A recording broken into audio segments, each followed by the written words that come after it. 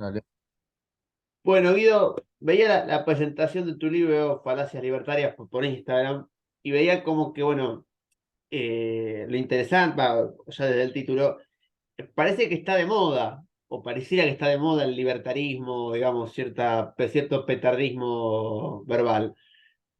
Primero, antes de ir al libro puntualmente, ¿por qué pensás o cuál sería tu teoría sobre por qué está de moda ese petardismo, eso de el sexo con animales, lo de los cambiar órganos, todas esas cosas de este personaje tan pintoresco, digamos? Eh, sí, a ver, a mí me parece que en cuanto a los libertarios, tiene distintas explicaciones de por qué están de moda. A mí me parece que por lo menos la que a mí me resulta más atractiva es que claramente hay un descrédito en general acerca de la política. ¿Por qué? Porque ya hace muchos años, digamos, cuando uno lo ve desde la faceta económica, que generalmente es lo que dicen que termina determinando las elecciones, eh, lo que uno ve es que venimos desde el 2015 para acá de sucesos de crisis o descontento o de peor distribución del ingreso o de caída de los salarios reales. Estamos con alguna excepción o algún momento en el cual crece un poquito y después vuelve a caer. Entonces, esta caída digamos, del bienestar económico lleva a que uno al no encontrar salidas, y esto ocurre en todos los ámbitos, ocurre en todos los ámbitos y en todas las disciplinas, cuando una determinada corriente ideológica o cuando una determinada cantidad de gobernantes no saben dar lugar a los requerimientos o a lo que la sociedad quiere, lo que va a ocurrir es que necesariamente uno va a mirar para otro lado. Los que están más fuera del sistema, vamos a decirlo así, que esto en realidad es una postura, en realidad no están fuera del sistema, sino que son bastante pro sistema, pero digamos, se venden de esa manera, son los libertarios. Entonces eso lleva a que pueda ser atractivo, sobre todo para la juventud, que también hay que entenderlo, a ver si estamos hablando desde el 2015, estamos hablando ya de 8 años aproximadamente, que tenemos de no crecimiento, digamos, en términos del salario real. Entonces es natural que ocurra después de tanto tiempo eh, que, que haya una desconfianza y que la juventud justamente sea la que más confíe, porque nunca tuvo una experiencia previa, siendo mayores de edad, en la cual funcionara bien este sistema político y consecuentemente también lo económico. Entonces, me parece que un poco responde a esta cuestión. Hay otras cuestiones, ¿no? Hay otras teorías, pero digo, esa me parece que es la que mejor explica en gran parte, ¿no? Nunca es una cuestión unicausal las que explican los problemas, sino que generalmente son multicausales, pero eso me parece que es una de las que explica mayormente qué es lo que está pasando con el fenómeno libertario. Sí, también que te voy a preguntar qué opinabas de una derechización a nivel mundial con una especie A de ver, derecha esperamos pintoresca. un segundo, a ver que termino. Dale. Que te decía que pareciera que a nivel mundial o también a nivel regional hay como una especie de derechación hacia una derecha pintoresca, que a veces que las clases dominantes no le terminan de dar el cheque en blanco, porque a Bolsonaro primero que sí y después se fueron para atrás, los Mm. ricos, digamos, las clases dominantes brasileras. Algo parecido pasó con Trump. Algo parecido está pasando con Milei para vos, como que todavía hay como un... Sí, sí, yo pienso que sí. Yo pienso que tiene un doble efecto, digamos, eso. Primero, porque supongamos que no sea, digamos, lo que, digamos, decir, ya que lo planteaste en términos de clase dominante, no sea el candidato de la clase dominante, lo que sí puede hacer es correr hacia la derecha ese debate. Y yo creo que eso lo hizo. De hecho, la aparición de él tanto antes de las elecciones puede hacernos pensar en esa teoría, ¿no? Porque de hecho, si vos prestás atención a lo que dice Durán Barba, que a mí me parece una palabra autorizada, digamos, en términos de elecciones, Durán Barba, porque lo hizo ganar a Macri una elección que en principio era difícil de ganar.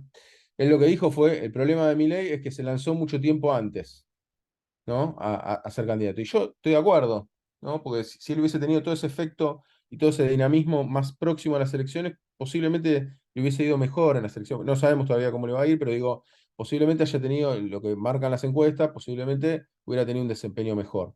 Y esto es cierto. Entonces, al lanzarse tanto tiempo antes, fue el primero, si no me falla la memoria, que se lanzó a la presidencia, eso lo que marca es que quizás el objetivo de eso era correr el debate a la derecha y no que efectivamente sea presidente.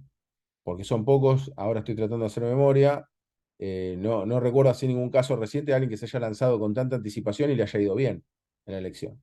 Entonces, me parece que el objetivo era correr el debate a la derecha, donde posiblemente esto sea un favor, si logra ganar la interna Bullrich, para ella, digamos, la va a fortalecer, me parece, que ese discurso esté, que el sentido común también se haya vuelto más de derecha, hace que pueda tener más fuerza Bullrich en los eventuales pasos que hay en las elecciones, ¿no? En las elecciones generales, si logra pasar las pasos. Y si no, bueno, va a ser un desafío, es decir, que la pasa es la reta, va a ser también un desafío en ese sentido, en cómo captar todo ese votante descontento del lugar de la derecha. Pero sí, concuerdo que está apoyado, digamos, por lo que vos denominaste la clase dominante, me parece que está claro que tiene un apoyo, no sabemos hasta dónde. A mí me parece que es más para discutir hasta dónde se quiere correr, pero me parece que justamente a los principales interesados hay varias de esas propuestas que pueden no ser atractivas o no convenientes, incluso para quienes son poseedores de grandes fortunas en Argentina.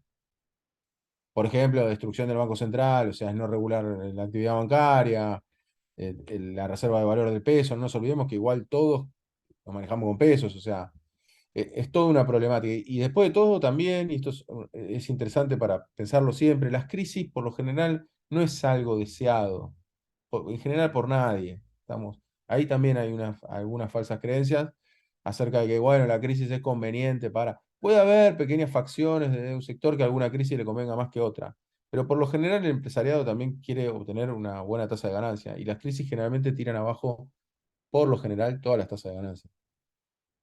Y también hay que decir que en la conformación del empresariado argentino, el Estado ha sido el gran socio bobo del empresariado argentino. Sí, sí, sí, sí, Porque sin lugar a así dudas. como el Estado regula, así el Estado regala también en Argentina. Exacto. Sí, sí, de hecho, gran parte del déficit está explicado a partir de eso. Del déficit fiscal, que justamente es el que reclaman los libertarios que se arregle, vamos a decirlo así. ¿Qué se puede decir de, cuando vos decís quién está como detrás, quiénes son los intereses que están detrás? ¿Qué se puede decir? ¿El cierto sector financiero? ¿Cuál sería, digamos, que alguna parte de la burguesía? ¿Cuál sería, digamos, los que están atrás? ¿Que son los heridos por ahí del sistema democrático, inclusive? No, a mí me parece que puede dar, a ver, y ahí en el libro un poco se aborda esta cuestión. La libertad absoluta, por eso, permitiría que haya sectores que estén en una mejor situación. Bueno, nosotros lo que exploramos, por ejemplo, a ver, hicimos un ejercicio, por ejemplo, en Londres, hubo una parte de la ciudad de Londres que se dejó deliberada sin ningún tipo de limitaciones de parte del Estado y fue un fracaso. Estamos, en términos constructivos, estoy hablando a nivel edilicio, a nivel ciudad. Entonces, la no intervención del Estado, a mi modo de ver, termina perjudicando al empresariado.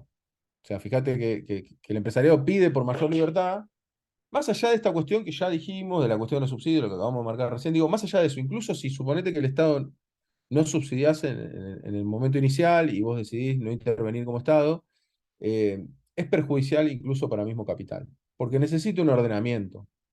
Necesita un ordenamiento, y si vos necesitas un país industrial, también necesitas decirle para dónde querés ir. Vamos. Puede ser que el sector financiero, sin lugar a dudas, puede ser que el sector financiero pueda verse más beneficiado con la desregulación, es cierto, pero también es cierto que le fue muy bien al sector financiero con todos los gobiernos que hubo, digamos, te podría decir del 2003 para acá. O sea, tenés un sector financiero que siempre se vio fortalecido y beneficiado por los distintos gobiernos. Así que no veo tampoco un gran incentivo para, está bien que puede haber una ambición mayor, ¿no? Pero quiero decir, eh, no lo veo incómodo al sector financiero con ningún escenario. Tal es así que fíjate que el movimiento de la bolsa cuando se subieron las candidaturas fue al alza. O sea que básicamente que todas las opciones que hayan sean bastante pro mercado, habla de que la clase dominante no está inquieta, digamos. Pues, ¿qué sectores puntualmente? Bueno, habrá que ver, ¿no? Obviamente los sectores productivos siempre se pueden ver dentro de esa facción un poco más perjudicados, los masivos, alimentos y demás.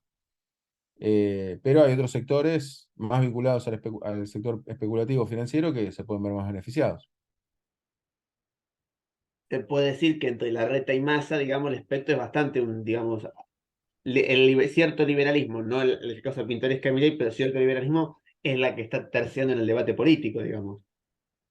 Correcto. Sí, sí, sí, sin lugar a dudas, digamos, son Massa, sin lugar a dudas, es la versión más liberal que tenía el oficialismo para poner, por lo menos con chances.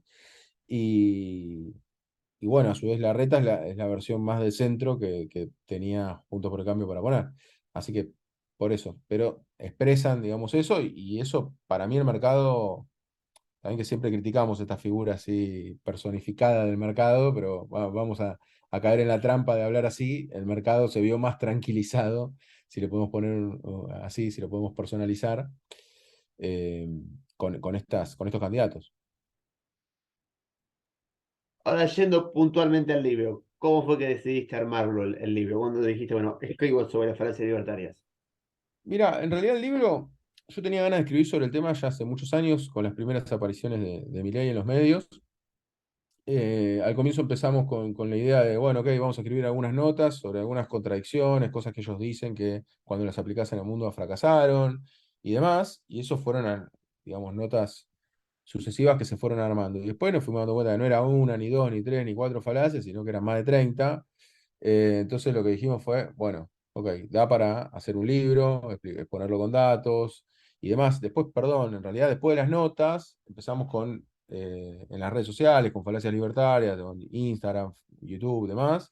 Y lo que hicimos fue, ok, hacer el video largo de YouTube, que puede durar entre 10 y 15 minutos, y después hacemos pequeños recortes para Instagram, TikTok, etcétera.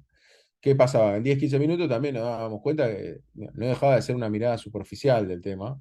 Entonces, para aportar datos, gráficos, cómo se construían los datos, comparación y demás, dijimos, bueno, ok, acá habría que hacer un libro. La verdad que a mí tenía bastante internalizado todo lo que quería poner en el libro, así que igual tuvimos que hacer investigación, también abordé temas, yo soy economista, ¿no?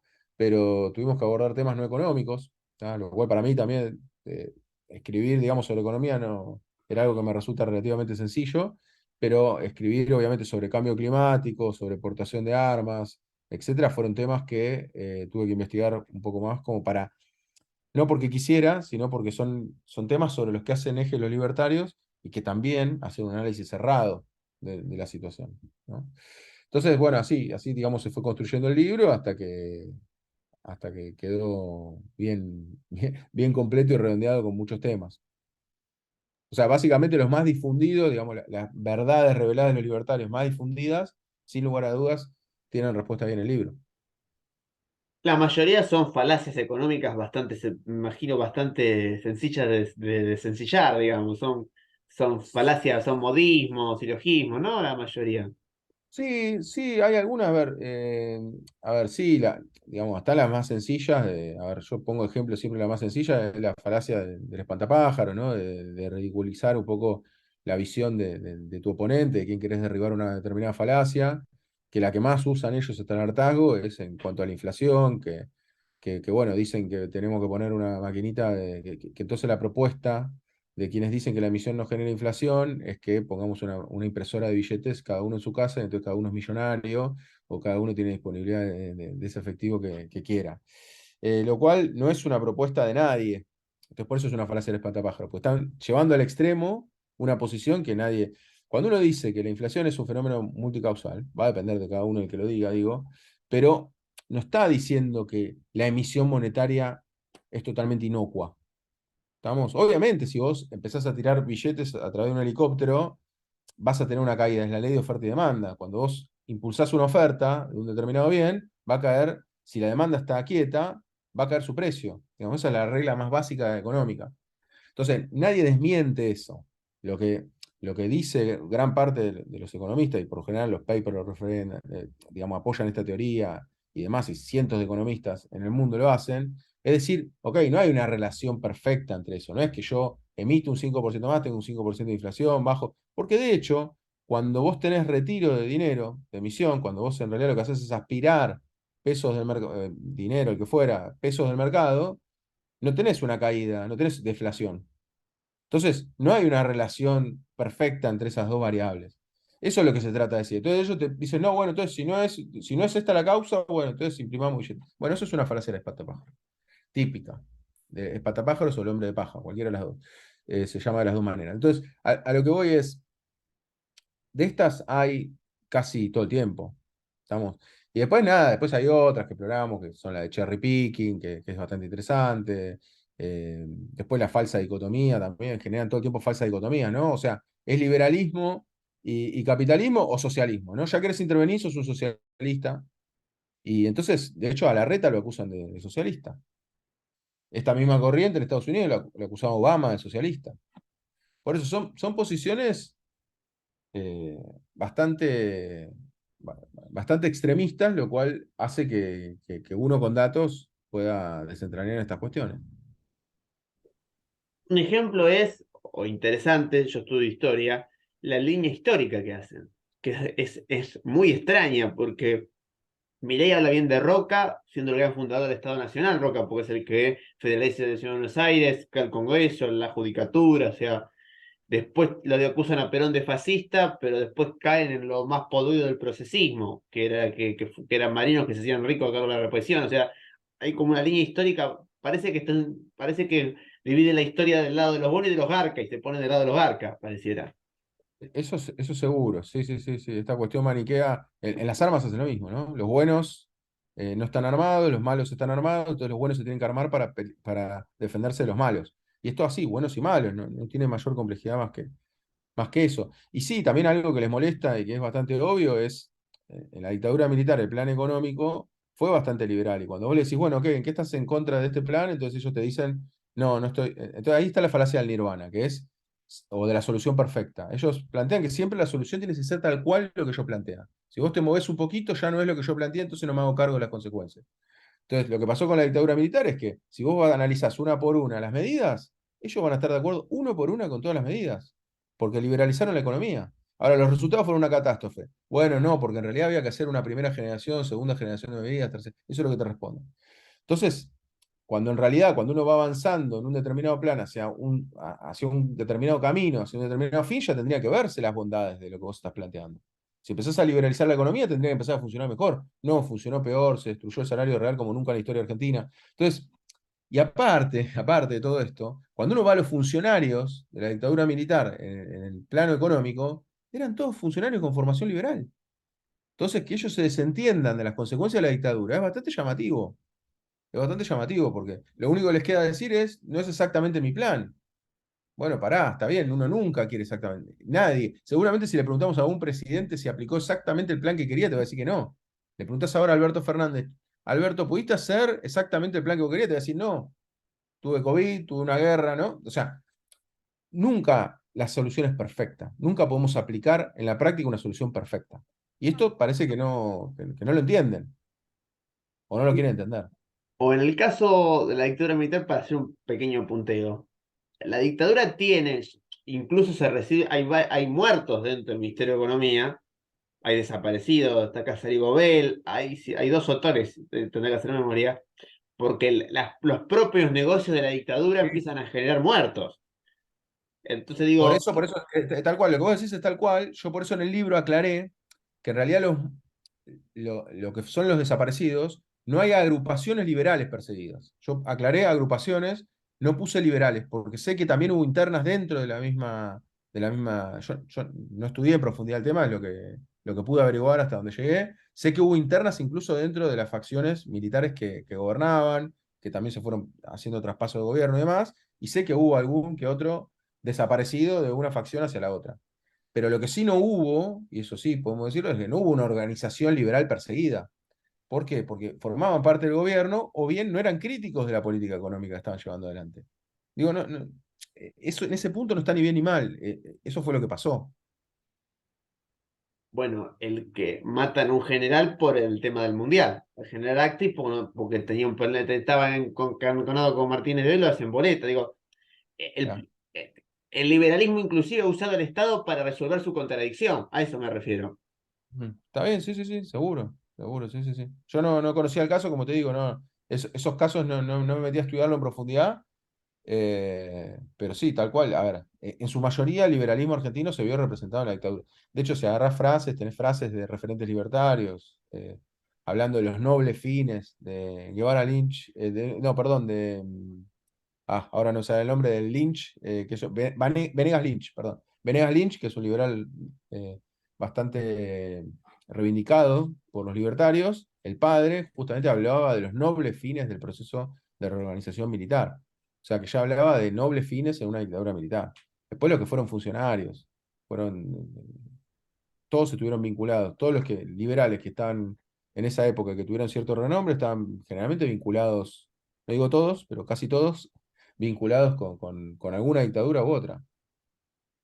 Tengo entendido, esto lo ha dicho Guillermo Moreno, que la escuela austríaca, que es la que defiende Moreno, que es el liberalismo, digamos, llevado hasta el ridículo, digamos, de alguna manera, la clase dominante, el sector financiero lo rodeó porque le puso a Roque Fernández y Carlos Rodríguez de asesores. Sí, yo lo escuché eso de Moreno, ahí falló para mí un poco en el pronóstico porque él después dice, no, ahora no va a querer destruir el Banco Central y sigue repitiendo que hay que destruir el Banco Central. Ojo porque Moreno dice eso y después Milei sigue diciendo. Yo, la verdad es que ahí no veo, yo creo que Milei hace bien en no retroceder en eso porque es parte de su éxito, digo, yo no estoy de acuerdo con la destrucción del Banco Central, lo que quiero decir es, fue lo que le dio el éxito, entonces, eh, tener cierto suceso. Entonces, también ahora decir, no, en realidad no hay que destruir el Banco Central, es complejo para él, me parece que pierde más de lo que gana en términos electorales. Pero sí, a ver, siempre lo que fueron la derecha, independientemente de dónde provengan, siempre a la larga o a la corta se ponen de acuerdo. Lo de la escuela austríaca es cierto, pero también es Milei que Milei toma muchas cosas de la escuela de Chicago de Milton Friedman. Así que no diría que es un austríaco hecho y derecho. Cuando explica inflación, la explica mediante Friedman, estamos que es de la escuela de Chicago. Entonces, eh, él va agarrando la postura más liberal posible, digamos, o más libertaria posible de cada uno de los autores. Lo cual, bueno, eso sería lo menos crítico, digamos, para poder decirle. No está mal hacer eso, uno va recolectando lo que le parece mejor de cada autor. Eso, en ese punto no es un error, lo que es un error es los razonamientos, digamos, que van aplicando. En el caso de Milton Friedman, para hablarlo puntualmente, los Chicago Boys fueron marginales en Estados Unidos, no tuvieron una gran presencia porque el gobierno de Reagan aumentó el gasto público porque tuvo un gasto militar impresionante. Digo, también ese tipo de liberalismo es marginal en Estados Unidos, que sería la cuna del liberalismo, ¿o no? Mm. Sí, sí, sí, totalmente. No, de hecho, sí, sí. Bueno, Milton Friedman asesoró también al gobierno de Pinochet en Chile. Acá, bueno, su discípulo fue Cavallo. O sea, sí, igual, ojo también eso, digamos, para poner una cuestión de la falacia, yo no me meto tanto con la marginalidad o popularidad en el libro. ¿Por qué? Porque ahí uno puede caer en la falacia populum, que es justamente, ok, porque algo tenga más o menos adeptos, no quiere decir que tenga más o menos razón. Lo cual, digamos, está bien. A ver, Milton Friedman igual fue un economista que marcó una era, sobre todo porque escribió, a mi entender, esto ya es una opinión personal de por qué el éxito, escribió en una década en la cual tuvimos una crisis fenomenal de inflación. Entonces, naturalmente, un tipo que estaba diciendo que el peor de los males era la inflación y escribe justo en ese momento, dio respuesta académicamente a muchas de las cuestiones que se presentaban como un problema. Entonces, a mí me parece que eso respondió el éxito de Friedman. ¿Cómo te podría decir que el éxito de Keynes fue que escribió en una época de mayor depresión económica, ¿no? La década del 30. Si bien su obra principal es en el año 36, y la crisis del 30 naturalmente comienza en el 29 y fundamentalmente se desarrolla en el año 30, las ideas de él ya estaban vigentes antes de escribir su mayor obra, ¿no? Así que me parece que el contexto hace que naturalmente tenga mayor o menor relevancia estas ideas.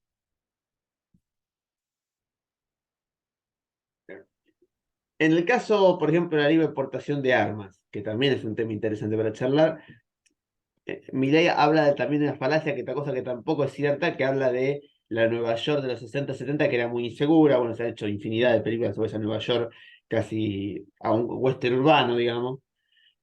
Pero eso también, las reformas de Giuliani son mucho más que arma libre. ¿Qué se puede decir de eso también? Porque también está mucho en la boca de esos libertarios, Giuliani, el alcalde de Nueva York. Sí, sí, sí. Y aparte Giuliani justamente tuvo mucha intervención. Bueno, cuando vos vas a Nueva York y preguntás qué hizo Giuliani, lo que más te destacan es esa cuestión de los grafitis, pintar los grafitis inmediatamente en el día que se hacen. O sea, que no haya una sensación de abandono en partes de la ciudad. Eh, Eso es por lo menos lo que generalmente te destaca los que vivieron ahí con Giuliani. Decía la velocidad con la cual no dejaban que un lugar sea oscuro, que se junten pandillas y demás. Entonces, ¿eso qué requiere? Una intervención del Estado fenomenal. Entonces, eso es todo menos libertario, digamos, ¿no? El Estado tiene que estar presente. Pero más allá de eso, de nuevo, es un recorte de la realidad, porque Estados Unidos tiene aproximadamente, en promedio, tiene 1,2 armas por habitante, lo cual es por lejos el país con más armas, el país que está más armado. Después lo sigue Yemen, con 0,5, si no me acuerdo mal, de armas por habitante. Entonces, la distancia es grande. Y el país que tiene más tiroteos masivos, que tiene más uso de violencia, que tiene más violencia por uso de armas de fuego es Estados Unidos. Entonces, decir que armar es la solución, es cierto que de nuevo, como planteo, no es una cuestión unicausal. Después puedes encontrar ejemplos de países que también pueden estar medianamente armados en otro nivel, con un buen nivel de educación y con poca desigualdad económica, que puede funcionar relativamente bien esa sociedad. Poner el ejemplo de Suiza, por lo general. Lo cual yo no reniego de esto. De nuevo, vos cuando Igualmente en haces... Suiza no hay arma libre tampoco. Hace falta antecedentes, hace falta bastantes cosas para poder Claro. armar. De hecho, por ejemplo, Argentina es un país poco armado también. Digo, pero independientemente de eso, digamos, está claro, de nuevo, cuando uno hace este planteo con la libertad, te dice, bueno, no, y tal país y tal otro. Porque de nuevo, ellos piensan como la inflación, que son todas cosas unicausales. Uno dice que la aportación de armas no es algo positivo en general, es como algo que está ahí latente por explotar. Si hay otros problemas, explota, digamos. No estoy diciendo que la aportación de armas en sí mismo lleva a que entre nosotros nos matemos con armas. No, está claro, obviamente, sí. Si vos tenés una sociedad donde no hay delitos, donde obviamente pueden estar armados y puede no haber, igual yo estoy en contra, por lo general, digamos, de esta cuestión, pero es entendible que, de nuevo, que es multicausal, todas las problemáticas son multicausales. Hay que tratar de estudiar y ponerse medianamente de acuerdo sobre cuáles son esas causas. Vamos, pero la aportación, sin duda, si no existe la aportación, tenés menos chance de tener ese problema. Además, el tema, eso lo decía Saín y demás, es la distribución de armas, porque el tema es si el Estado tiene monopolio de la producción de armas, es reducir la cantidad de armas que circulan en la ilegalidad. Eso puede Claro. bajar el poder, la violencia del delito. Entonces, es un tema más complejo, el tema de qué tan violentos son los robos, o sea, es un tema sociológico, psicológico, o sea, hay mucho más. Exacto, y no, ellos lo reducen a algo muy economicista, que por eso hicimos un video explicando esto, que justamente, bueno, ok, no, en realidad el costo que va a tener que afrontar quien delinque cuando sale a delinquir, si todos están armados, es decir, bueno, ok, me voy a encontrar con alguien armado. Entonces el costo esperado es más alto, ¿no? Fíjate este razonamiento economicista, ¿no? O sea, uno es un agente racional económico que va en busca de ir a robar. Bueno, se encuentra con que hay otro que lo puede matar. Entonces el costo es más alto, entonces desiste de delinquir.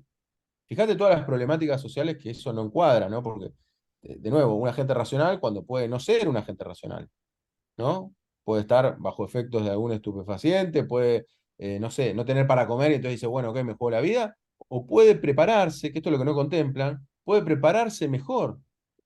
No sé, en vez de ir con un arma, supongamos que sea más práctico ir con una bazooka, bueno, voy con una bazooka. Entonces, se puede preparar mejor también la persona. No es que porque el costo esperado es más alto se soluciona el tema y termina ahí. No, es algo dinámico.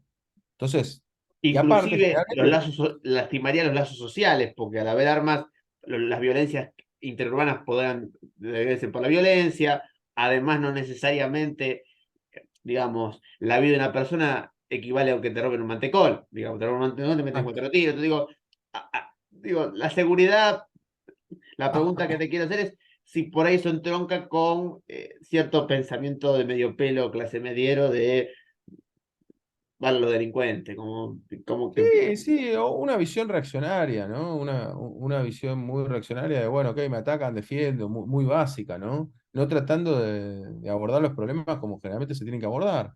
Que es, ok, ¿de dónde nace? De nuevo, no ese es el desencadenante de un problema, de varios problemas que hay detrás. Porque nadie sale a delinquir por placer, eso también es una... generalmente se va construyendo eso, se va construyendo a partir de la marginalidad social, se va construyendo a partir de distintas... Sí, es cierto, hay algún loco que le gusta matar gente, está claro, siempre puede haber algún loco, pero eso no es, no es lo general. Lo general es que se va transformando a partir de una marginalidad, que hay una sociedad que no da un espacio, que no hay trabajo, que no hay, ¿no? Que hay distintas problemáticas sociales que llevan a que una persona pueda pensar en esa posibilidad. Tampoco es que por ser marginal, sí o sí de nuevo, no estamos planteando cuestiones dicotómicas porque eso es en lo que caen los libertarios, ¿no? No es que tampoco por ser un marginado vas a salir a delinquir, pero sin lugar a dudas, sí puedo explicar a la inversa, la marginalidad parte de caer en la delincuencia.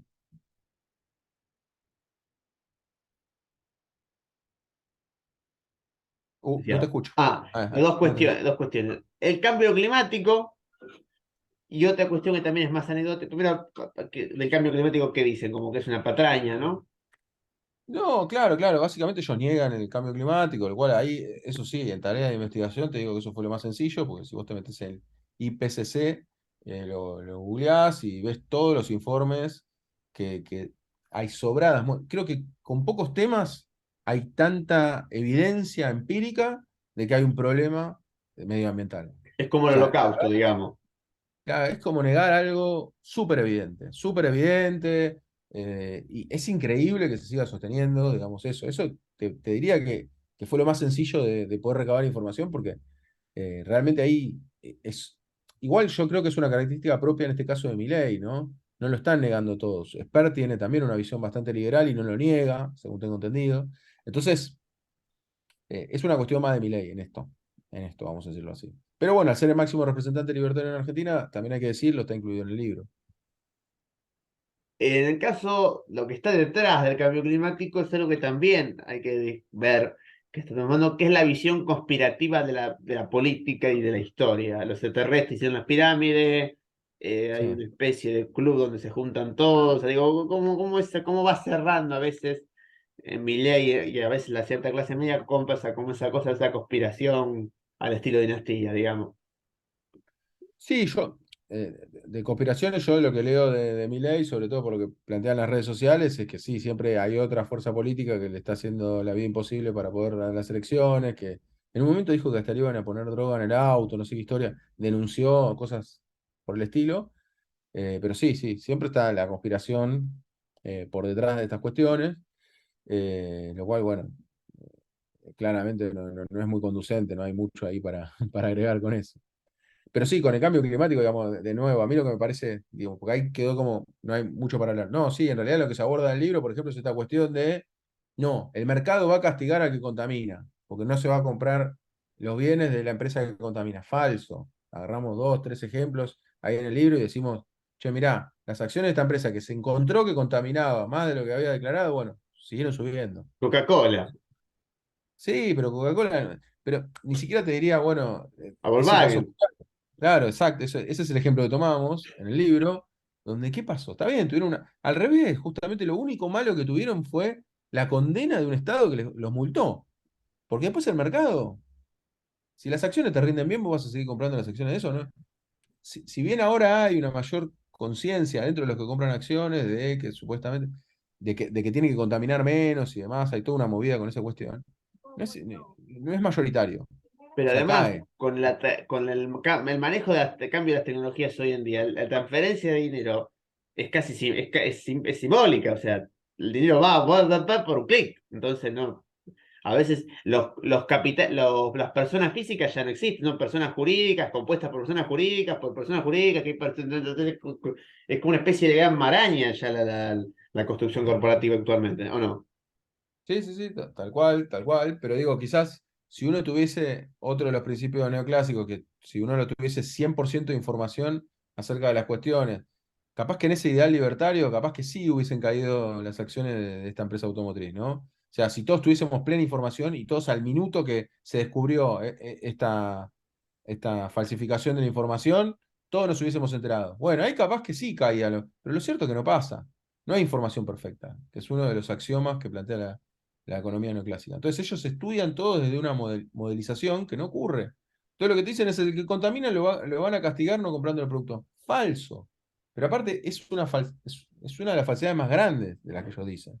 Y más notoria. Jeff Bezos con su viaje a la, ¿no? El viaje que hizo al espacio, ¿no? Como turismo, qué sé yo, que contamina no sé cuántas veces más que un avión tradicional.